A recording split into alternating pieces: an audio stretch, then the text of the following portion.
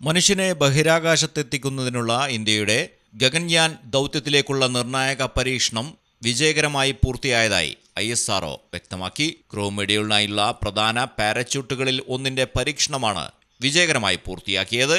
ഗഗൻയാൻ ദൗത്യത്തിനു ശേഷം മടങ്ങിയെത്തുന്ന ബഹിരാകാശ യാത്രികരെ splash down സമയത്ത് തിരികെ കൊണ്ടുവരുന്ന പാരച്യൂട്ട് സംവിധാനം സുരക്ഷിതമായി പ്രവർത്തിക്കുമെന്ന് ഉറപ്പുവരുത്തുന്നതിനായാണ് ടെസ്റ്റ് നടത്തിയത്. നവംബർ 3 ഉത്തർപ്രദേശിലെ ഝാൻസിയിലെ ബാബിന ഫീൽഡ് ഫയറിംഗ് റേഞ്ചിൽ നടന്ന ദൗത്യം വിജയിച്ചതായി ISRO ഇന്നാണ് വ്യക്തമാക്കിയത്. പാരച്യൂട്ട് സിസ്റ്റത്തിന്റെ യോഗ്യതയും സുരക്ഷതയും ഉറപ്പുവരുത്തുന്നതിനുള്ള integrated main parachute air drop ടെസ്റ്റുകളുടെ പരമ്പരയുടെ ഭാഗമായാണ് ഈ പരീക്ഷണമെന്നാണ് ഇന്ത്യൻ ബഹിരാകാശ ഏജൻസി അറിയിച്ചത്.